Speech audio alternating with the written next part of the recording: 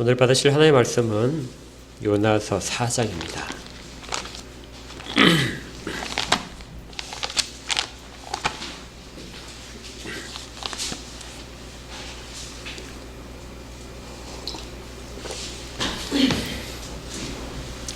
요나서 4장 1절부터 11절까지입니다. 자막이 잘못 나와 있네요. 4장 11절입니다.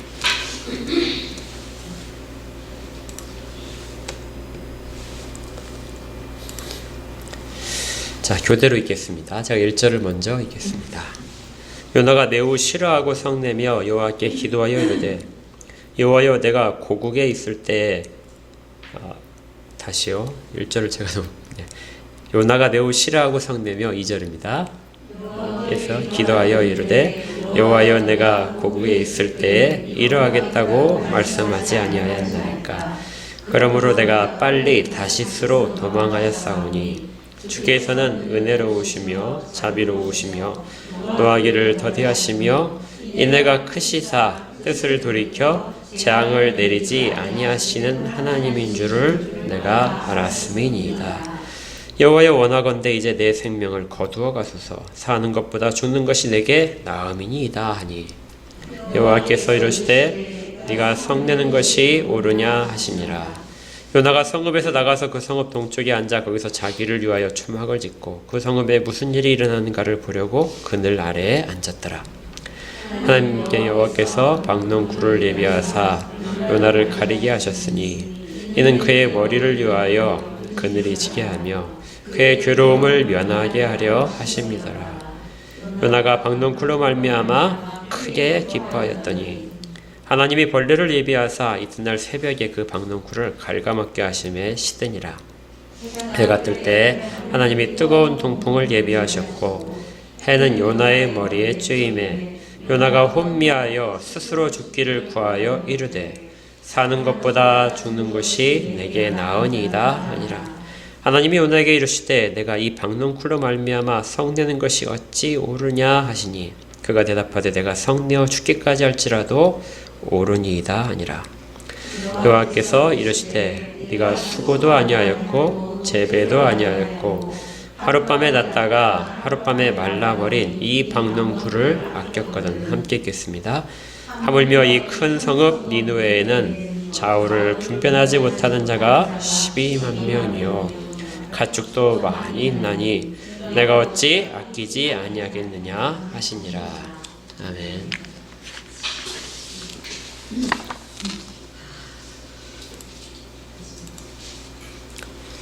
이제 요나서의 5번째 이야기입니다. 원래 5번째 이야기는 이제 제가 분류를 하기로는 이제 저만 그렇게 분류한 것 같아요. 분류하기로는 6절부터 이렇게 시작을 해야 됩니다. 하나님이 어떤 일을 행하시는 것으로 이야기가 변환되죠. 그래서 6절부터 이렇게 5번째 이야기를 시작하는 것으로 보아야 맞겠지만 내용상 1절부터 다시 살펴봐야 합니다. 요나서 우리가 지난주에 했던 4번째 이야기까지는 니느웨를 회개시키는 하나님의 섭리에 초점이 맞춰져 있었습니다. 그렇죠? 처음에 시작할 때부터 요나에게 니느웨로 가라 하시고 그리고 우여곡절 끝에 요나가 거절하고 또 하나님이 그를 회개시키고 이런 과정을 거쳐서 결국 니느웨로 보내시고 니느웨 사람들이 마치 준비되어 있던 것처럼 그렇게 극적으로 회개한 장면. 이것이 니느웨가 초점으로 이렇게 있는 그런 것이 됩니다. 4번째 얘기까지는 이렇게 니느웨의 구원이 가장 중점적이 되어 있습니다.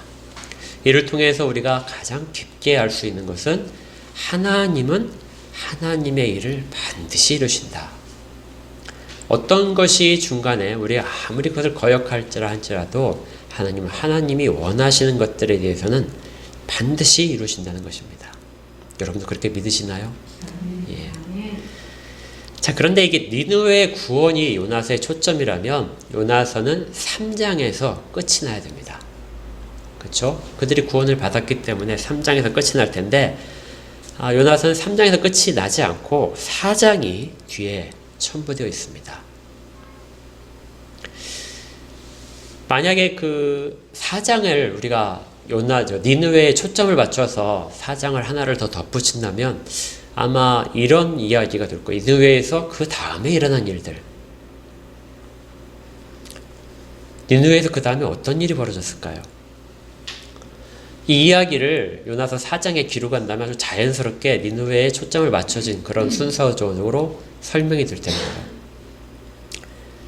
그런데 요나서 4장에는 그 내용이 없습니다. 오히려 니느웨의 그 뒷이야기는 역사의 기록으로 담아 있습니다.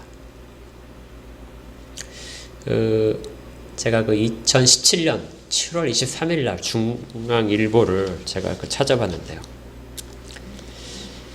요나서의 그 4장의 뒷부분에 나오는 요나의 이야기를 보면서 그 요나는 과연 그 다음에 어떤 일을 했을까?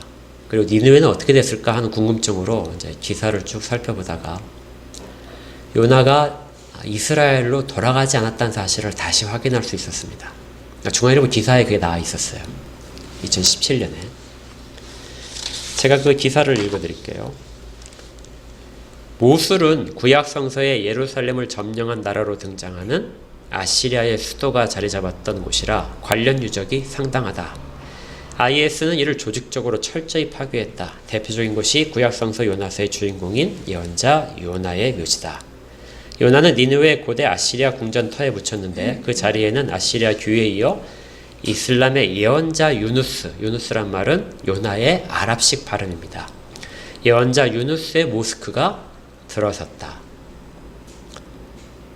여러분도 기억하실 테지만 그 10년 전쯤인가요? 2013년쯤에 그 IS라는 극단주의 이슬람 국가가 세워져 있었습니다. 그리고 그들이 급격하게 세를 불려서 한 1년 사이에 시리아의 거의 전부와 이라크의 북부를 거의 다 점령을 했습니다. 그래서 한 3년 정도를 통치를 했는데요. 그 동안에 그들은 그 이슬람의 교리와 맞지 않는다. 자기들이 믿는 이슬람 교리와 맞지 않는 것들을 다 파괴를 했습니다. 미국에서 서방 세계에서 거기 파괴는 제발 하지 말아라 하고 그렇게 많이 설득을 하고 그렇게 전문을 보내도 불구하고 그들은 그 모든 것들은 다 배교적인 것이다 하면서 다 철저하게 파괴를 했는데요. 근데 이 요나의 무덤은 그때까지도 파괴를 하고 있지 않았습니다. 굉장히 그 가치가 있는 것이거든요. 그런데 그들이 이제 전쟁에 져서 퇴각을 할 때 그래서 모술에 있는 요나의 무덤을 폭발을 하게 됩니다. 그러니까 이 기사가 이제 그 내용을 다루고 있는데요. 이 기사를 통해서 우리가 알 수 있는 것은 요나가 아수르에 묻혔다 하는 걸 알 수 있습니다. 그리고 그냥 단순히 묻힌 것이 아니라 요나의 무덤이 어디에 있냐면 왕궁의 터에 있는 거예요. 그러니까 왕궁 가운데 왕족의 무덤들과 같이 요나의 무덤이 묻힐 정도로 요나가 중요한 인물로 그곳에 있었다는 것이죠. 모술은 니느웨의 현대 도시입니다. 니느웨 그 자리에 그대로 세워진 도시 이름이에요. 그리고 이제 이슬람도 요나가 선지자로서의 중요성을 깨달아서 요나를 이름을 따서 그 묘지 위에 모스크를 지었다는 것이죠. 그렇다면 요나는 그 아수르에 머물면서 하나님의 말씀을 가르쳤을 것입니다. 그리고 그들로 하여금 하나님을 경배하도록 그렇게 이끌었을 것이고요. 그런 까닭인지 아수르는 한동안 이스라엘을 침범하지 않았습니다. 본래는 아모스 선지자 예언대로 급격하게 이스라엘이 아수르의 침략을 받아서 멸망을 해야 그것이 순서상으로 오른데요. 약 20년 정도 이스라엘은 그 수명을 더 이어가게 됩니다. 그러니까 하나님이 회개할 기회를 더 주신 것이죠. 요나가 이 일에 있어서 중요한 역할을 했다고 봅니다. 근데 이제 요나서 4장에는 이 이야기가 기록되지 않아요. 이 이야기가 기록되어 있어도 요나서는 충분히 우리에게 감동을 줄 텐데 요나서 4장은 전혀 다른 이야기. 그 니느웨가 회개하고 돌아서는 그 장면에 대해서 요나가 매우 분개하는 그런 장면의 이야기를 대신 기록하고 있습니다. 그러니까 요나가 분개하는 이 장면이 사실은 요나서에서 가장 중요한 이야기였다는 것이죠. 니느웨 회개보다도 요나가 분내하는 것, 요나에 대한 해결, 하나님께서 요나를 어떻게 다루시는가가 사실은 요나서에서 가장 중요한 내용이었던 것. 그래서 4장은 하나님과 요나 사이의 대화를 기록을 하고 있습니다. 앞에서 잠깐 설명드렸지만 요나는 아수르에 남게 되는데요. 그렇다면 그렇게 화를 내고 성내서 니느웨 회개에 대해서 하나님을 원망할 정도가 됐던 요나가 어떻게 해서 니느웨에 남아있을 수 있었을까요? 처음에 요나가 아수르로 가는 것은 단순히 그 메시지 하나를 전하기 위해서 가기 싫은 곳을 억지로 갔는데 그곳에서 요나는 죽을 때까지 사역을 그곳에 남아서 했던 것이죠. 과연 무슨 일이 있었길래 요나가 그 일을 감당할 수 있었을까? 이것이 4장의 내용인 것입니다. 1절을 보니까 이렇게 돼 있어요. 요나가 매우 싫어하고 성을 냈다. 그리고 여호와께 기도했습니다. 내가 이런 일 때문에 하나님의 일을 하지 않겠다고 하지 않았습니까? 요나가 이렇게 성을 내고 있는데 사실은 하나님에 대해서 성을 내고 있는 것이죠. 근데 이것이 매우 당황스럽습니다. 요나는 바로 앞에 있는 2장에서 물고기 뱃속에서 수올이라고 하는 그곳에서 요나가 철저하게 회개를 했거든요. 요나의 회개가 헛것이 아니고 어떤 그 일시적인 것이 아니라 진정한 회개였다. 어떤 가식적인 것이 전혀 담기지 않은 진정한 회개였다는 것을 우리가 압니다. 그런데 불과 얼마 지나지 않은 시간 동안에 요나는 다시 처음의 모습으로 돌아가고 있는 것이죠. 참 묘하죠. 요나서의 처음 장면에 요나가 화를 냈다는 것이 기록되진 않았는데요. 요나는 아마 하나님에 대해서 화를 냈을 것입니다. 요나가 이렇게 하나님께 내가 이전에 하나님께 이렇게 말씀드리지 않았습니까? 내가 못할 것입니다. 내가 하기 싫습니다. 하고 이렇게 말했다고 요나가 지금 기도를 그 중에 이야기하는 걸 보니까 요나는 1장에서 여호와의 말씀을 받고 난 다음에 하나님께 화를 냈던 것 같아요.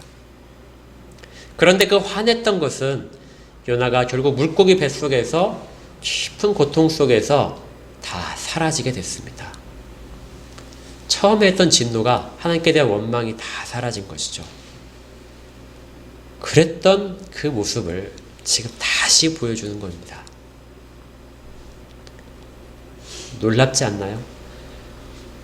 우리가 아무리 하나님 앞에서 회개를 한다 할지라도 요나만큼 회개할까요? 그런데 그 요나의 회개마저도 불과 얼마 지나지 않은 시간 동안에 다 사라져 버린다는 것입니다. 하나님에 대한 은혜보다 더 오랫동안 깊숙하게 자리 잡고 있는 것이 자기의 생각입니다. 요나가 앞에서 니느웨로 가기를 거절했던 이유가 자기 백성에 대한 끔찍한 생각이었죠. 그리고 공의에 대한 것들입니다. 어떻게 하나님께서 저렇게 포악한 자들을 단순히 회개한다고 용서하실 수 있을까? 어떻게 하나님의 백성보다 저 이방인들의 저 나쁜 녀석들이 어떻게 그렇게 쉽게 회개할 수 있도록 자비를 베푸시는가? 그러한 은혜는 이스라엘이 받아야 되지 않는가? 이러한 모든 요나가 가지고 있던 그 중요했던 생각들 때문에 하나님께 대해서 분노를 했었는데 그러한 자기의 생각이 수월해서 사라진 듯 싶었는데요. 다시금 다 올라온 것입니다. 옛날 이야기를 다시 하면서 내가 이렇게 할 것이라고 얘기하지 않았습니까? 지금 다시 하나님을 원망하는 것이죠. 저는 이 상황이 첫 번째 거절하던 상황보다 더 심각하다고 생각을 합니다. 첫 번째는 어떻게 처음이니까 자기의 생각을 다 드러낼 수 있는데요. 그가 수호를 경험하고 나서도 여전히 이 생각을 다시 끄집어내고 있다는 것은 그가 어쩌면 돌이킬 수 없을 만한 상황이 될지도 모른다는 그러한 우려가 있습니다. 우리도 비슷해요. 히브리서 우리가 다루었지만 히브리서 5장과 12장에서 한 번 신령한 비춤을 받은 사람 중에 그 빛을 다 떠난 사람들이 있을 거라는 경고가 있었죠. 그들은 다시 돌이키지 못할 것이다. 요나의 상황을 보면서 그 구절이 같이 떠오르고 어쩌면 요나는 다시 돌아서지 못할지도 모른다 하는 우려가 깊게 있었습니다.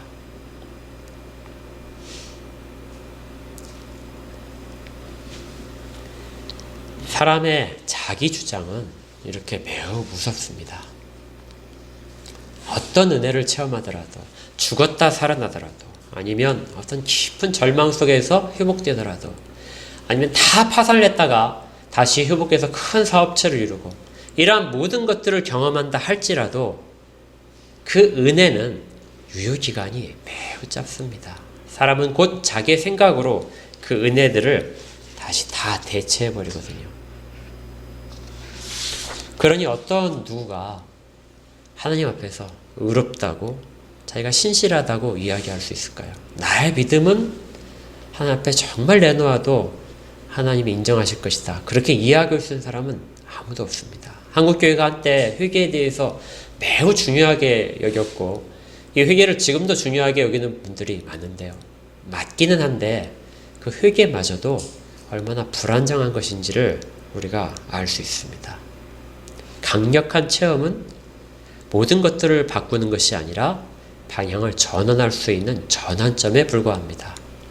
그래서 신앙은 그 전환점으로부터 긴 여정을 가야 되는 것이죠. 그 여정을 가기에는 요나는 아직 시작도 안 했습니다. 그렇다면 이런 요나를 어떻게 두실까요? 하나님께서는 어떻게 하실까요? 다시 처음으로 돌아갔는데 정말 하나님이 버리실까요? 그런데 하나님은 이 요나와 대화를 시작하십니다. 하나님은 우리와 대화를 원하시는 거예요. 그렇게 화를 내고 있는 요나에게 하나님이 찾아오셔서 이야기를 하시는데요. 이 이야기하시는 장면에서 우리는 하나님이 얼마나 요나를 사랑하고 계시는지를 볼 수 있습니다. 하나님은 결코 하나님이 택하신 자들을 버리시지 않는다. 그가 하나님에 대해서 원망하고 정말 자기 가치를 다시 내세우면서 옛날로 돌아가고 싶어하는 그 모든 것들을 보일지라도 하나님은 다시금 요나를 찾아오셔서 요나와 말씀하고 계십니다. 그리고 그를 위하여 박넝쿨 하나를 준비하십니다. 6절에 다섯 번째 이야기가 바로 여기에서 시작되죠. 하나님은 다른 어떤 것을 하시지 않고 아주 간단한 거 하나를 하십니다. 여기서 시작이에요. 6절에 하나님 여호와께서 박넝쿨을 예비하사 요나를 가리게 하셨다. 요나가 초막을 지었는데 굉장히 어설프게 지은 것 같아요. 그래서 하나님께서 박넝쿨을 자라게 하셔서 그 초막에 그늘을 지게 해서 요나로 하여금 뜨거운 햇빛으로부터 보호받도록 하셨습니다. 어떻게 보면은 이 요나가 지금까지 만났던 하나님의 그 예비하심에 비하면은 정말 아무것도 아닌 작은 것이에요. 요나를 위해서 처음에 하나님이 예비하신 게 뭐냐면은 마침 다시스로 가는 배를 예비하셨습니다. 그리고 바다 가운데 있을 때는 바람을 던지셨죠. 바람도 예비하셨습니다. 그리고 또 배에서부터 떨어져 나왔을 때 그때 마침 물고기를 예비하셨다가 요나를 삼키게 하셨죠. 하나님은 이렇게 어떤 순간순간마다 요나를 위하여 예비하신 것들을 계속해서 만들어 나가고 계신 것이죠. 그런데 그 모든 것들과 이 박넝쿨은 정말 비교되지 않을 만한 작은 것입니다. 그런데 이 박넝쿨에 대해서 요나가 뭐라고 반응하는지 보십시오. 6절에 보니까 요나가 박넝쿨로 말미암아 크게 기뻐하였다. 요나서에서 요나가 기뻐하는 장면은 이거 딱 한순간입니다. 다른 부분은 어떻게 나왔죠? 1절에도 보니까 매우 싫어하고 성냈다. 요나는 계속해서 하나님 앞에 불평이고 불만인데 정말 기뻐했던 한순간이 박넝쿨 하나 때문이라는 것이죠. 제가 요나서 처음 설교할 때 우리가 요나를 읽으면서 두려운 마음으로 읽어야 된다 하는 부분이 있었는데요. 그 중에 하나가 하나님은 결코 하나님의 백성들을 포기하지 않고 끝까지 사냥개처럼 추적하신다. 그리고 또 다른 두려움이 이 장면에 있습니다. 요나는 니느웨 사람들이 12만 명이나 되는 사람들이 회개를 해서 죽음을 면한 것, 그것보다 박넝쿨에 대해서 더 기뻐합니다.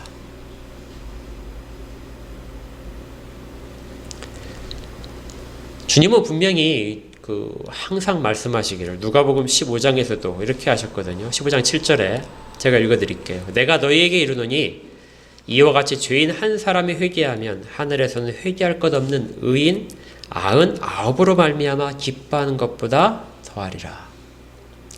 죄인 한 사람이 회개하는 것이 의인 99 때문에 하나님이 기뻐하시는 것보다 더 큰 기쁨이라고 하시는데요. 지금 몇 명이나 회개를 했죠? 12만 명이나 회개를 했으니 하나님이 얼마나 기쁘시겠습니까? 그런데 요나는 거기에 대해서 화를 내는 것이죠. 그리고 박넝쿨 하나에 대해서 기뻐합니다. 그것도 작은 기쁨이 아니라 크게 기뻐합니다. 요나서를 읽으면서 드는 두려움이 바로 여기에 있습니다. 우리가 기뻐하는 일들이 정말 중요하고 하나님께서 정말 기뻐하시는 것과 동일한지, 우리는 죄인 하나가 회개해서 하나님께 돌아오는 것을 기뻐하는 것보다 사실 어떤 온라인 사이트에서 경품 하나가 당첨되는 것이 더 기쁘지 않나요? 득템하는 것이, 아주 싼 가격에 우리가 원하는 것을 얻는 것이 더 기쁘지 않나요? 그런 기쁨이 더 큰 우리들의 모습인데, 지금 요나의 모습 속에서 우리의 모습이 같이 나타나고 있는 것입니다. 사람은 정말 큰 것에는 만족을 하지 못하면서 작은 거에는 만족할 수도 있습니다. 그런데 이 기쁨이 얼마 못 갑니다. 새벽에 하나님께서 벌레를 예비하셨고요. 그 벌레가 이 박넝쿨을 갉아먹게 됩니다. 그래서 곧 시들어버리죠. 그리고 설상가상으로 강렬한 햇빛과 함께 뜨거운 바람이 불어옵니다. 그래도 요나는 그 자리를 꿋꿋이 지키면서 하나님께 저항을 합니다. 그러자 곧 혼미한 상태에 접어들고 이렇게 결국 말하게 됩니다. 8절인데요. 요나가 혼미하여 스스로 죽기를 구하여 이르되 사는 것보다 죽는 것이 내게 더 나으니이다. 내가 사는 것보다 죽는 것이 더 낫습니다. 아마 자살을 시도했을 수도 있어요. 내가 정말 죽는 것이 더 내가 원하는 바입니다. 그런데요, 이 말은 앞에서 한번 했었습니다. 어디서 했었죠? 3절에 했었습니다. 3절에 뭐라고 했었죠? 여호와여 원하건대 이제 내 생명을 거두어 가소서. 사는 것보다 죽는 것이 내게 나음이니이다. 니느웨가 구원받은 거에 대해서 요나의 상태가, 마음 상태가 정말 싫어서 차라리 내가 죽는 것이 더 낫겠습니다. 이렇게 사는 것보다는 죽는 게 낫겠습니다 하고 하나님 앞에 이야기를 했고요. 지금 박넝쿨 하나를 잃어버리자 요나가 내가 죽는 것이 사는 것보다 더 낫겠습니다. 이렇게 탄식을 하고 있는 거죠. 사실 요나서는 굉장히 많은 대조를 지금까지 보여줬습니다. 우리 기억나시죠? 1장에서 우리가 요나에게 하나님께서 일어나서 다시스로 가라, 일어나서 니느웨를 가르치게 하셨죠. 그런데 요나는 일어나서 다시스로 갔었습니다. 그리고 또 배에 탔을 때 선장이 요나에게 했던 말이 일어나라. 이렇게 하는 부분은 하나님이 일어나는 말과 동일하게 대조되면서 들렸습니다. 또 요나는 마침 준비되어 있던 다시스로 가는 배를 탔는데 그 배에서 던져지자 마침 준비되어 있던 물고기가 요나를 삼켰죠. 그리고 요나가 물고기 뱃속에서 회개를 했고 니느웨 사람들도 회개를 했습니다. 계속해서 겹쳐 보이죠. 뱃사람들의 회개도 있었습니다. 그리고 여기에서는 하나님이 진노를 푸시자 요나가 진노를 하기 시작합니다. 교묘하게 많은 것들이 대조되면서 서로 맞물려가는 것이죠. 하나님의 노하심의 대상이 처음에 니느웨 사람이었는데요. 요나는 처음부터 하나님을 노여워하고 있었습니다. 이 장면에서 이제 마지막 등장하는 것이 뭐냐면요. 정말 니느웨에 대한 회개, 그걸 받아들일 수 없는 요나의 신념과 박넝쿨 하나의 아낌, 이것이 가장 극적인 대조를 이룹니다. 요나서의 핵심은 거기에 있는 것 같아요. 요나가 니느웨가 회개한 것 때문에 화가 났는데 지금 화가 난 것은 박넝쿨이 사라진 것 때문에 회개를 하고 있습니다. 그러니까 저울추에 올려놓고 보게 되면 요나의 입장에서는 니느웨라는 12만 명의 회개와 박넝쿨 하나의 가치가 같다는 것이죠.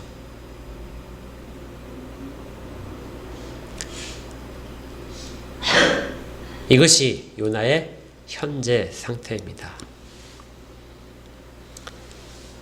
좀 더 부연 설명을 하면은 요나가 니느웨가 회개하면 절대 안 되는 것에 붙였던 모든 이유들, 타당한 이유들, 정의로움, 어떤 백성에 대한 사랑들, 이 모든 것들의 가치가, 그 모든 신념들이 박넝쿨 하나의 가치와 같다는 것입니다. 사람들이 자랑하는, 사람들이 내가 이것 때문에 모든 것들을 다 내놓을 수 있다고 그렇게 자신하는 그 모든 가치와 신념들, 사상들과 작은 박넝쿨의 가치가 사실은 같다는 것을 요나의 입을 통해서 스스로 고백하고 있는 것이죠. 이것이 우리의 상태와 다르지 않습니다. 그런데 실제적으로 요나가 화를 내고 있는 것은 박넝쿨을 갈겨먹은 벌레입니다. 그리고 뜨거운 동풍이죠. 그것 때문에 자기가 혼미해져서 막 화가 더 나는데, 그런데 이건 무엇과 연관이 되냐면 니느웨를 구원하신 하나님과 대조가 됩니다. 결국 여기 요나의 모습은 하나님을 벌레와 같이 취급을 하는 것이죠. 내 신념을 해치는 하나님과 나에게 유익을 주던 박넝쿨을 갉아먹은 벌레와 동일한 가치로 요나는 지금 하고 있는 것입니다. 그런데 그가 선지자였어요. 이스라엘 모든 백성들에게 인정을 받던 선지자였습니다. 결국 어떤 하나님 앞에서 아무리 사역을 잘하고 충성된다 하고 결코 하나님을 떠나지 못하는 자일지라도 자기의 신념 가운데 있는 것들이 하나님으로 얼마든지 버릴 수 있을 만한 작은 것들로 바꿀 수 있다는 것을 보여주는 것이죠. 그래서 요나서는 두려움을 우리에게 줍니다.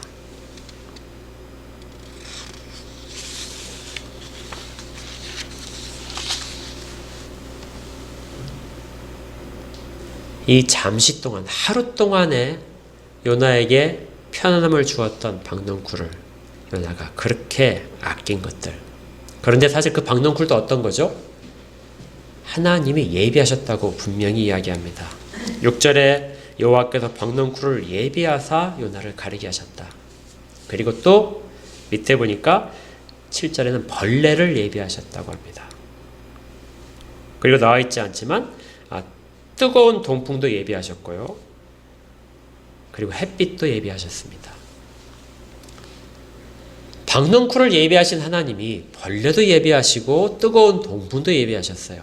박넝쿨에 대해서 요나가 아주 은혜롭게 받고 크게 기뻐를 했다면 똑같은 것들을 은혜를 허락하신 하나님께서 주시는 그 모든 벌레와 뜨거운 동풍에 대해서도 요나는 깨달아야 했습니다. 그것도 나를 기쁘게 하기 위한 것이다. 그것도 하나님이 내게 허락하시고 예비하신 것이라면 내가 당연히 기쁘게 생각해야 된다. 그런데 이 수많은 대조에도 불구하고 어느 정도 이렇게까지 진행됐으면 요나가 알아차릴만 합니다. 우리도 요나서를 읽으면서 어느 정도 알아차리고 요나가 너무 답답하게 보이죠. 그런데 요나는 끝까지 알아차리지 못합니다. 그에게 당장 불편한 것들, 그를 당장 힘들게 하는 그 모든 것들도 사실은 은혜였다는 것이죠. 다시스로 가는 배도 은혜였고 풍랑도 은혜였고 물고기도 은혜였습니다. 수월조차도 그곳이 은혜의 장소였었죠. 그런데 사람들은 정작 자기에게 지금 당장의 이로움이 없다면 그것을 은혜라고 생각하지 않습니다. 여러분은 여러분의 인생을 하나님이 주관하고 계신다, 하나님이 이끄신다, 보호하신다 믿고 계십니까? 역사를 주관하시는 것도 믿고 계시나요? 제가 한 몇 년 전에 어떤 분의 설교를 이렇게 읽으면서 굉장히 충격을 받은 적이 있는데, 그분은 우리나라에서 아주 잘 알려진 그 학자입니다. 정치를 하시기도 했고요. 그런데 그분의 그 설교 중에 이런 부분이 있었어요. 나는 역사를 주관하시는 하나님, 이렇게 부르는 소리를 전혀 인정할 수가 없다. 나는 그 이야기를 들으면 화가 난다. 그분은 인권운동도 오랫동안 하시고 민주운동도 했거든요. 그런데 자기가 아무리 노력을 해서 그 운동을 하더라도 사람들이 변하지 않는다. 그리고 역사는 잠시 돌이키는 것 같지만 다시 원래대로 악한 자들이 득세를 하게 된다. 하나님이 어디 계시는가? 역사를 주관하신다면 정말 고통받는 자들의 고통을 그냥 내버려 두실 것인가? 그래서 그분이 그렇게 말씀하셨어요. 역사를 주관하신 하나님, 이렇게 어떤 사람이 기도할 때마다 이야기를 하는 것을 듣고 있는 건 나는 참을 수가 없다. 하나님은 역사를 주관하시지 않을 수도 있다. 굉장히 큰 충격이었습니다. 그런데 얼마 전에 제가 아는 분과 이야기를 하다가 그런 이야기를 하나 또 들은 적이 있어요. 그분이 하는 이야기가 제가 직접 들은 이야기는 아닙니다. 그분은 신자에게 일어나는 모든 일들이 은혜라는 말을 자기는 절대 인정할 수가 없다. 어떻게 내가 지금 이렇게 괴롭고 힘든데 그것을 하나님이 하신다고 내게 있는 은혜라고 어떻게 내가 인정할 수 있겠는가? 내게 유익이 전혀 없는데, 그것도 지금 당장 잠깐 있는 것이 아니라 꽤 오랫동안 있는데, 그분이 좀 성장하는 과정에서 굉장히 어려운 일을 당했던가 봅니다. 그리고 그 문제가 지금도 풀리지 않고 그것에서 헤어나지 못하고 있는 상황이었다고 해요. 그래서 모든 것이 하나님의 은혜입니다 하는 찬송을 자기는 부를 수 없다, 인정할 수 없다는 것이죠. 저는 그런 분들께 이 요나서를 묵상해 보기를 간절히 권합니다. 요나서는 요나의 일들을 통하여 과연 내가 원하는 것, 내게 유익을 주는 그것들이 과연 그것만이 은혜인가? 박농쿨만이 하나님이 내게 주시는 예비하신 은혜인가? 벌레나 뜨거운 동풍은 내게 은혜가 아닌가? 물고기는 내게 은혜지만 다시스로 가는 배는 내게 은혜가 아닌가? 하나님은 모든 일들을 요나를 위해서 진행하셨습니다. 그래서 하나님이 하시는 모든 일을 예비하신 것들을 쭉 연결하다 보게 되면 하나님이 요나를 얼마나 사랑하시는지, 하나님이 요나의 그 변하지 않는 생각, 자기의 생각을 끝내 버리지 않고 하나님에 저항하는 그 모든 것들에 대해서 그를 즉시 심판하시지 않고 수많은 순간들과 기적들과 경험들을 통해서 요나를 하나님에게 이해시키도록, 하나님의 마음을 요나가 이해시키도록 그렇게 하나님께서 수많은 작업들을 하시고 계시는 것을 볼 수 있는 것이죠. 그래서 하나님이 요나를 부르시는 말들은 언제나 부드러운 말이었을 것입니다. 요나야, 네가 성내는 것이 과연 옳으냐? 그런데 요나는 끝까지 내가 성내는 것이 옳습니다. 나는 나를 버릴 수 없습니다. 내게 있는 것들, 내게 유익한 것만이 하나님이 내게 주시는 것들로 내가 받을 수 있습니다. 이 은혜들은 나에게 필요한 것들만이 은혜입니다. 하나님은 그를 끝내 버려두지 아니하시고 다시금 말씀을 하십니다. 그것이 10절과 11절입니다. 10절에 여호와께서 이르시되 네가 수고도 아니하였고 제비도 아니하였고 하룻밤에 났다가 하룻밤에 말라버린 이 박농쿨을 아꼈거든. 하물며 이 큰 성읍 니느웨에는 좌우를 분별하지 못한 자가 12만 명이요 가족도 많이 있나니 내가 어찌 아끼지 아니하겠냐 하시니라. 요나서의 마지막 하나님의 말씀은 요나에 대해서 다 설명을 해주시면서 그 끝은 의문문으로 끝납니다. 하나님이 요나에 대해서 어떤 명령을 하시는 것이 아니라요, 이렇지 않느냐 하고 말씀을 하시는 거예요. 네가 박농쿨을 아꼈듯이 내가 지은 이 사람들, 너는 네 손으로 짓지도 않았고 만들지도 않았고 재배하지도 않은 그 박농쿨이 너한테 잠시 동안의 유익을 줬다고 해서 그렇게 아꼈는데, 내가 만들고 내가 길렀고 내가 예비했던 이 니느웨 사람들을 내가 아끼는 것이 잘못된 것이냐. 이 문장 뒷부분에는 아마 이런 내용이 숨어 있는 것 같아요. 내가 아끼듯이 너도 아꼈으면 좋겠다. 사실 좀 어려운 얘기지만 이 마지막 문장은 히브리어 문법적으로 보게 되면 의문문이 아닙니다.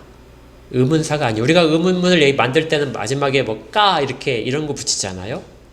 그런데 그런 의문사를 붙여서 만든 의문문이 아니에요. 그런데 히브리어 문법책에는 이 4장 11절이 반드시 기록되어 있습니다. 의문사를 붙이지 않고 만드는 의문문.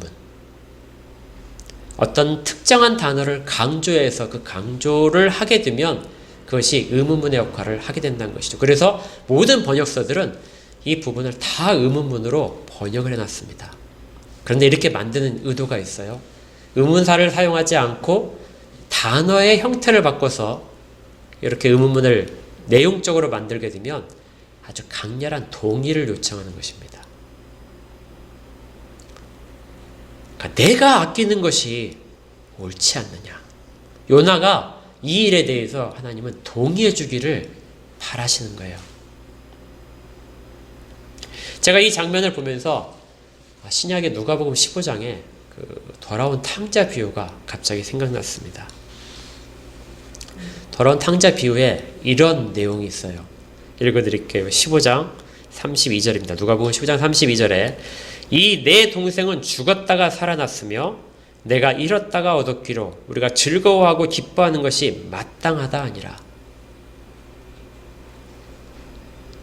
첫째는 자기 동생이 살아 돌아왔다. 자기 동생이 거지가 되어서 돌아왔다는 그 이야기를 듣고, 그리고 아버지가 그에 대해 크게 기뻐하고 잔치를 벌인다는 이야기를 듣고, 누가복음 15장에도 동일한 표현이 있습니다. 매우 성냈다고 되어 있습니다. 분냈다고 되어 있어요.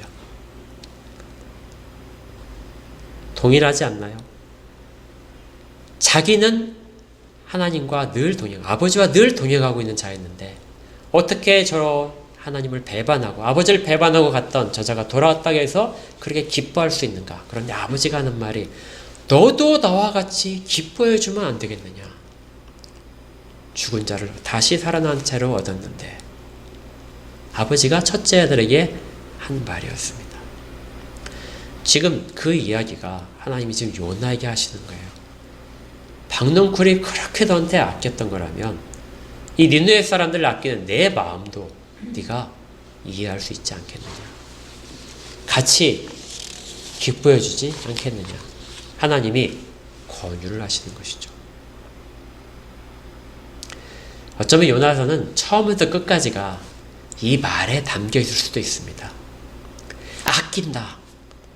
니느웨 사람들을 아끼는 하나님의 마음. 그런데 사실은요, 하나님은 요나를 더 아꼈습니다. 요나의 그 회개를 반복하고 하나님 앞에 결국 계속해서 하나님께 반항하는 그 모습을 보시면서도 하나님은 요나에 대해서 그를 아끼는 마음으로 그를 계속해서 설득하고 계신 것이죠. 그래서 요나서가 요나에 대한 이 요청으로 끝나고 있는 것입니다.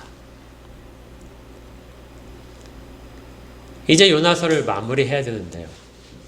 사실 이러한 그 끝나지 않은 듯한 결란, 이것이 굉장히 어색합니다. 그렇죠? 우리가 보통 구약 성경을 보게 되면 누구가 죽어서 끝나죠.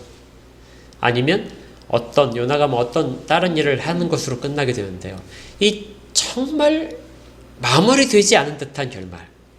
이걸 열린 구조라고 하는데요.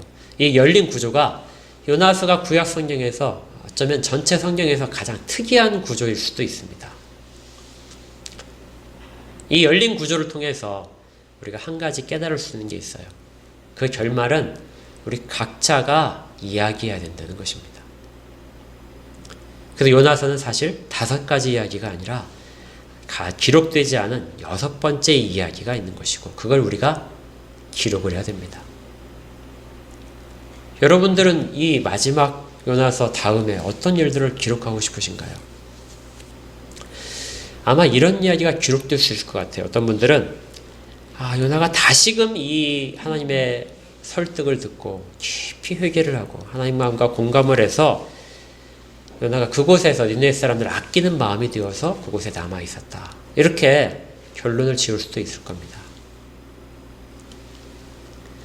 아니면 요나가 그렇게 하나님의 마음을 이해하고 나서 자기 백성을 생각하는 마음이 불같이 일어나서 이것들을 글로 써서 이스라엘에 보냈을 수도 있습니다. 그래서 여로보암 왕에게 보내서 여로보암 왕으로 하여금 니느웨 왕처럼 회개하도록 그렇게 요청을 하고 이스라엘 왕은 회개하지 않는 것으로 역사적인 기록을 바탕으로 해서 그렇게 끝날 수도 있습니다. 그렇게 여러분들이 이야기를 쓸 수도 있어요. 아니면 지금 시대, 이 열려있는 것은 지금 우리에게도 열려져 있는 것이기 때문에 우리의 현재 모습으로 거기에 담길 수도 있습니다. 나는 요나의 모습과 다르지 않구나. 요나처럼 내게 하나님은 정말 박넝쿨 하나의 가치보다 못하구나. 이런 마음을 담아서 요나서의 마지막 이야기를 내 이야기로 채울 수도 있습니다.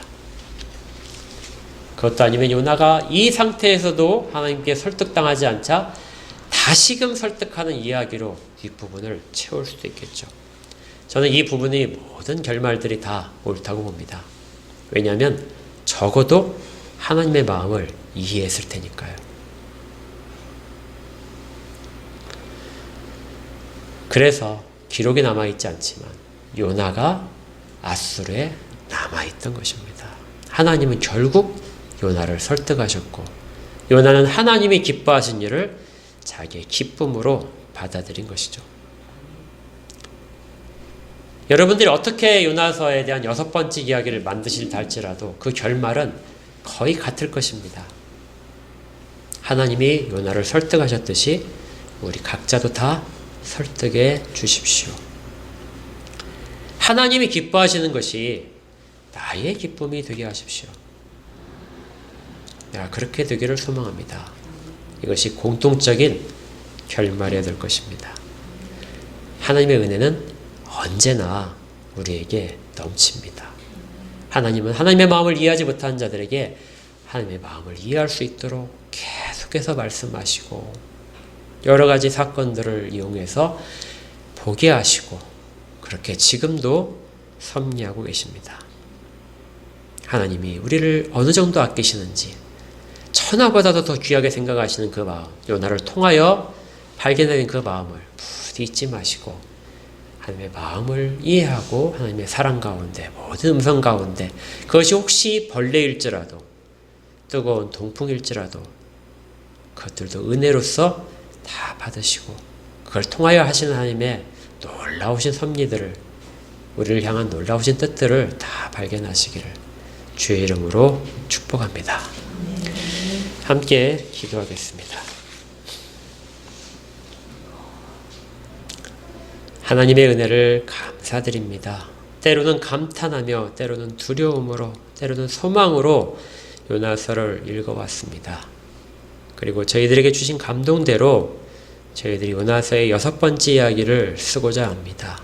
이 가운데 하나님에 대한 깊은 신뢰가 있게 하시고 모든 것들이 하나님의 은혜라는 고백이 담겨있게 하옵소서. 그리고 그 기준에 도달하지 못하는 모든 부분에 대하여 계속해서 설득하신 하나님을 발견케 하옵소서. 예수님 이름으로 기도합니다. 아멘.